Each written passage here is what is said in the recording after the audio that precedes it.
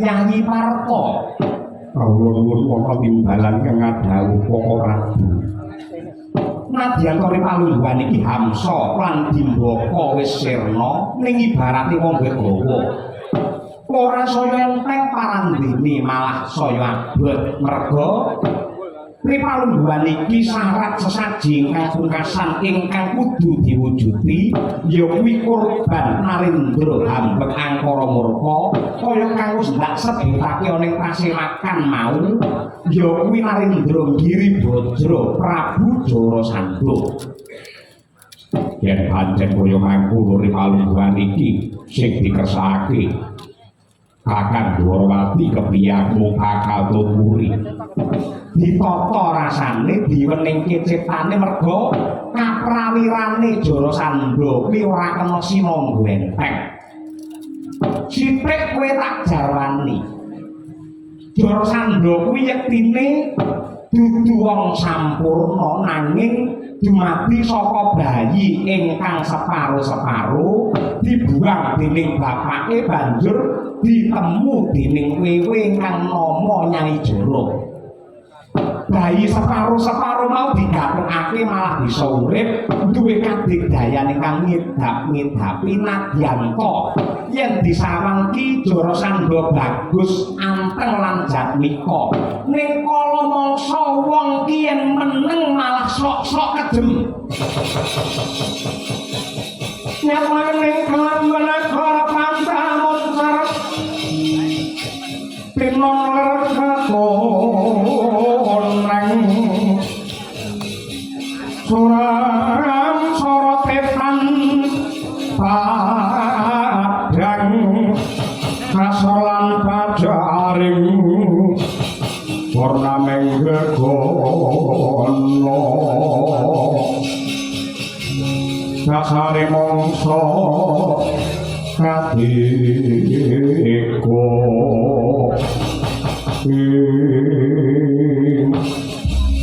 mungkin kok Prabu Dwarawati greget posing manah kula gadah gegayuhan anggenipun para Pandhawa ngawontenaken sesaji Raja Suya boten namung kangge srana mulyakaken golonganipun para Pandhawa nanging saged mulyakaken dhumateng para kawula jagat sak isinipun bener kang dadi ucape siap kula nadyanta para Pandhawa ki perwira para Pandhawa ki waskita para Pandhawa ki digdaya sing jenenge wong pinter wong ampuh wong digdaya wong sekti tanpa guna lamun uripe ora bisa migunani tumrape bebraya agung ayo Bunda Mama Kresna lan nganti kodhok kayiraku ayo mung kawin tias mring solaing mira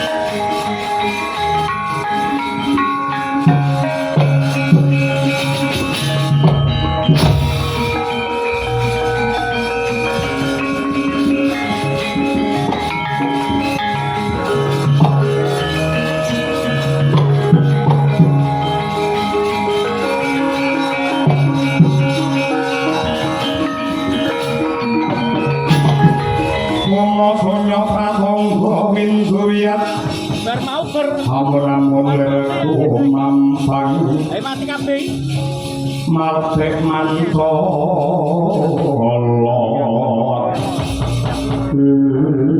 anak dalan kabar pisan ora duga ngono kadang-kadang hamsa lan dimbaka wis prateng rena keprajang kridane panunggak Pandhawa sing jenenge Werkudara ya ning yektine Prabu Supala Narendra Cedi bisa nggadapi marang lakon iki ngibarate omah Pandhawa wis kropos daya ning merga saka gurune Santosa ya kuwi Ratu Ndarawati kula dadi perwira tetep tak tamatake lakon iki yen nganti glandang sedane sembahku Prabu Jarasandha tak awut-awut negara Ngamarta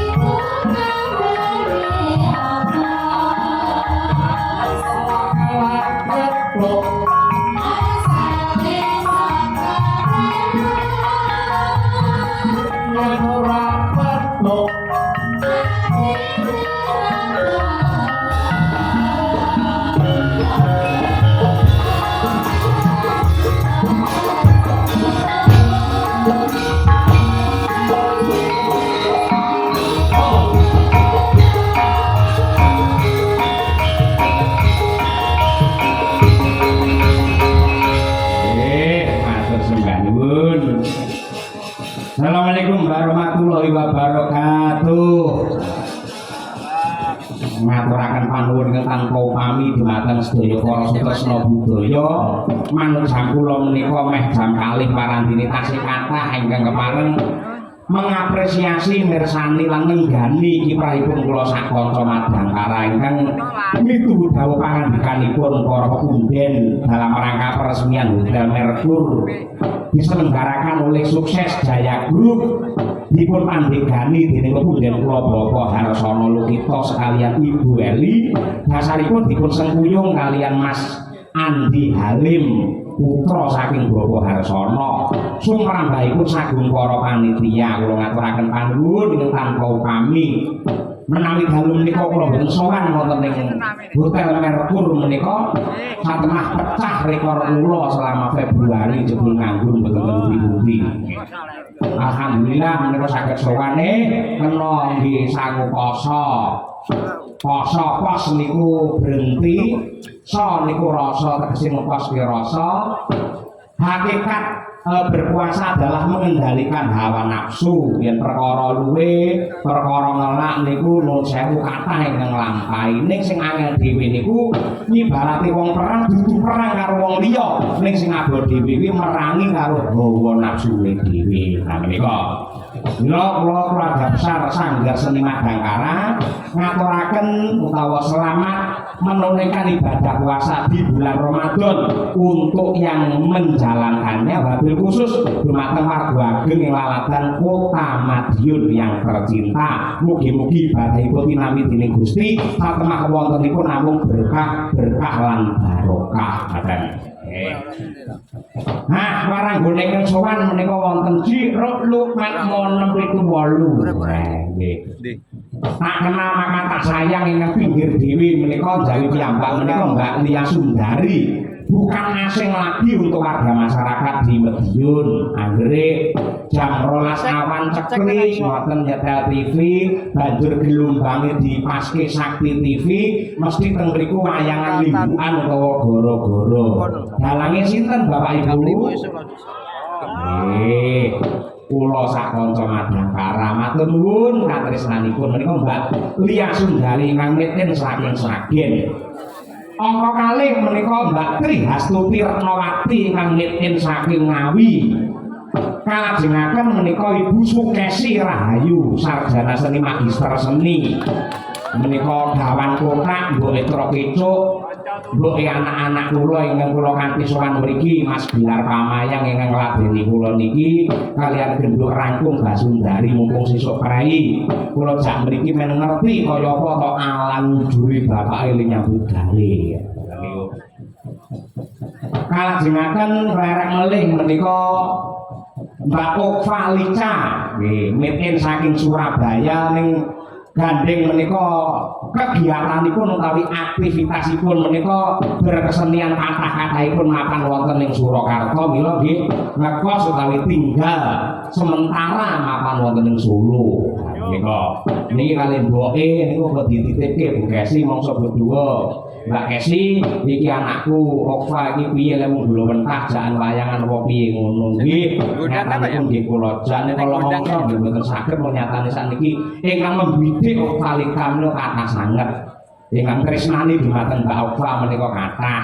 Ning alhamdulillah dalu menika pas istirahat mergo menika waranggana multi talenta. Kejaba pinter nyinden menika nggih ahli beksa malah profesi utama menika pancen ya penari. Nah menika kalajengaken menika Mbak Birgita Ayu ingkang aslinipun saking Kota Tahu Kediri ingkang tinggal utawi ngontrak wonten laladan Solo Raya menika. Ngontrak menika statusipun piyambak nika kala mangsa wonten ingkang ngancani teng mriku. Ayo. Apa ya? Nggih kanca kancanipun ya Mbak Wino, ya Nduk Umi menika dolan mriku dan lain sebagainya. Akbar. Mbak kita akan gendeng mawon melu seneng bareng nek matra ini tang ya. Orang meneng kae aku yo wiwit barang mudah. Senang kok menurut aku selain nang Mbak Minong kalau saking dan tulungan lajengaken bentuk Umi Hafifah menika penghuni wis marang pos kagungan Ibu Sukesi Rahayu menika. Rumiyin dados anak kos teng mriku namung Umi Hafifah ning alhamdulillah sak menika saya tambah. Dadi upamane Ibu Kesi nganggur biyen terus dadi dosen tunjangan kinerjane niku mboten medun iso njagake kos-kosan. Alhamdulillah mumpung nggih sampeyan apa ya sempuluh dadi dalang terus arep dadi sinden terus ki ana watese terus disusul generasi peneruse. Dene nangka pamungkasing kasiban iki atase bintang tamu ngono yo gayane kaya sing dalange. Serak ya padha karo kancane. Jane yen gendul niken pun kula bebas, nek wis nduk bebas nggih seragam apa wae. Ning dheweke lek kandha niku mboten pede yen boten seragam padha kali kancane. Niku janjane mung nyeneng-nyenengke Bu Kesi gawe mareme wong tuwa, gawe senenge kula. Men dianggep iki lho bener-bener iki bocah Madangkara, iki lho anake Bu Kesi Rahayu. Mula le dandan, le nganggo seragam padake karo kanca kancane. Ini janjane buatan perkara seragam, sing jenis bintang tamu itu babakan kualitas, buatan dari bentuk tubuh maupun dari nun sewu agemanipun. Ini kurang wigati pancen daya pikatnya dari suara dan juga jogetnya, yang nyatanya bisa menjadi renane penggali senengi pikir. Kalau tersebut sing racake utawa jumlahe nganti ewon kabeh kok tresnani kalian Niken Salindri. Luar biasa. Kita semono ngene. Gajane ngene pamane bar limbukan kula penembang kathah Pak Dalang tak wangsul ki mau tak leren mergo sesuk dadi bajutan melih ora apa-apa. Ning setun tresnane karo Dalang Cahya Kungkabi, bektine karo keluarga besar Merkur, lalu ditresnanipun dumateng Sutresna Budaya Kota Madiun Mila Nadia Tomeh jam 3 Bu Niken Salindri tetep denak pinarak ning kene. Demikian. Alami tadi ibu ya. Cek belaran dhisik wit sore ingkang dereng nembang menika bojo kula Ibu Sukesi Rahayu. Wis sanggup poso Bu Kesi sampean mang nembang malah yen goro-goro niku santai merdika yen limbukan dhisik kebarung bintang tamu akeh gojekane sok-sok lagu-lagune mung sithik. Sameneika monggo Bu Kesi menika kula caosi wekdal nyatane penggemar jenengan nggih tasih kathah ingkang dipun wadhahi wonten paguyuban Caksi Lover menika lho temenanan. Pak saking Kediri usul Nadia niku saking Ngawi wis usul matur nuwun jan kaya ngono kuwi. Bu Kesi pindhalu Bu Kesi. Assalamualaikum. Waalaikumsalam warahmatullahi wabarakatuh. Mas Peter